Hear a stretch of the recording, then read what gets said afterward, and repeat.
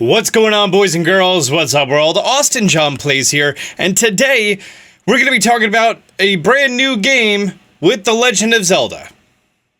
It's a weird way to phrase that. It's accurate. It looks like I've got work to do. And this time, I have help. So, I'm not really one to get too interested in indies. If anything, I'm excited that there's a game that comes over that I've already enjoyed on Steam. There's very rarely a brand new game that I've never seen before that I'm like, ooh, I like this, I want to play this. However, the Nindy presentation just ended today, March 20th, and we gotta look at some brand new games coming out for the Nintendo Switch from indie developers. Cuphead is coming to the Switch, Stranger Things 3 the game, a really dope looking game called Overland, but there was one game that stood out amongst the rest, and that's called the Cadence of Hyrule, Crypt of the NecroDancer, featuring the Legend of Zelda. That's the entire name. It's a bit long. I know literally nothing about the title other than what we saw in the trailer, which I probably have on screen right now. I was wondering why they were keeping this until the very end of the showcase, where normally they have like a big reveal, something really special to show off. And while this music is going on, I'm feeling a little bit, I'm like, all right, this is cool. And then I heard one specific riff, one specific series of notes that I'm like, I know that song. It looks like I've got work to do. And this time, I have help. And now, Link is in this indie game, I guess, and Zelda too. Or if you're into memes, Zelda and Green Zelda. Let's get into a quick synopsis of Cadence of Hyrule from the official press release. It's a rhythmic action-adventure game from Brace Yourself Games.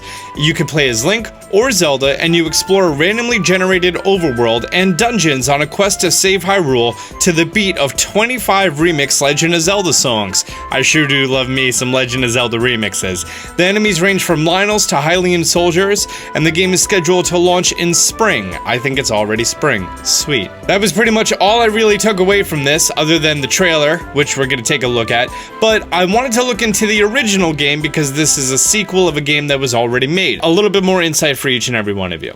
The game is a 2D game with amazing sprite work with a fun twist. Think of The Legend of Zelda on the NES. You walk around, you go to different areas, there's lots of secrets to explore, except every time that you move, it has to be to the beat of the song going on. So you'll have this little bar at the bottom. This is footage from the original game, credited to someone that I just found online. And as the beat goes on, you have these little bars that show up on screen, and then of course you also get the auditory cues of the actual beats, the kick drums happening, things like that. And when those kicks happen and the beats come on the fours, as it's called in music, on the 4/4 tempo, so on every beat, that's your chance to move one space. All the enemies that you encounter also move on a beat, and most of them have a predictable pattern to their movement. So you move on the beat, they move on the beat, it's pretty cool. Some don't move, some hop up and down to the beat or off beat or every other beat in a vertical or horizontal pattern. Some enemies move in a less predictable pattern, but give you a tell or a sign that they're about to move.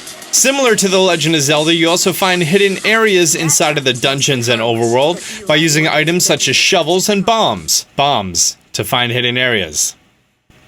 It's starting to sound a lot like Zelda already. As you adventure, you find more powerful weapons, power-ups, hidden shops, and traps. Sounds more like Zelda. The traps start as very simple and they just kind of move you against your will, or they can temporarily slow the tempo and beat of the song, which is dope. It also pitches it down a little bit. All the music in the original game is really dope. Heavy pounding bass lines and really dirty synths and like guitar synth leads. Like, it's really nice.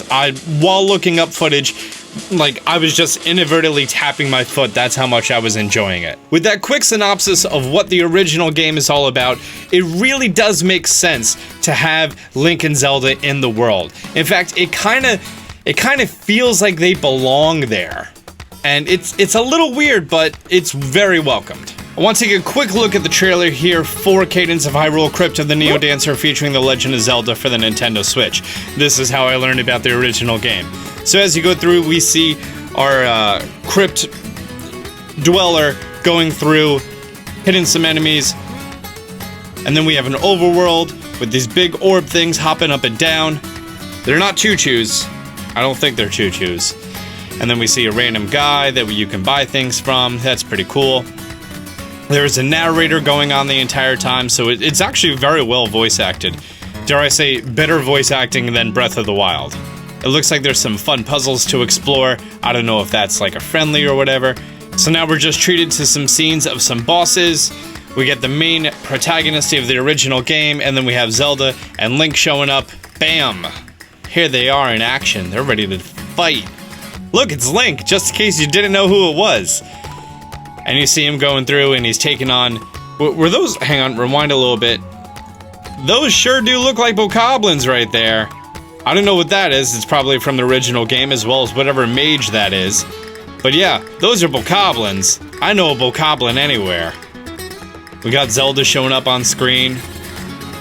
Yeah, definitely bokoblins. Here we have a Lynel, and then just... Is that just a random wolf just kind of hanging out, chilling there? Yeah, that was a bad guy. I don't believe... Oh! That looks a lot like the Sheikah symbol right there. And what is this? A shrine of Goddess Hylia? Zelda dealing with a whole bunch of bokoblins using some magical spells.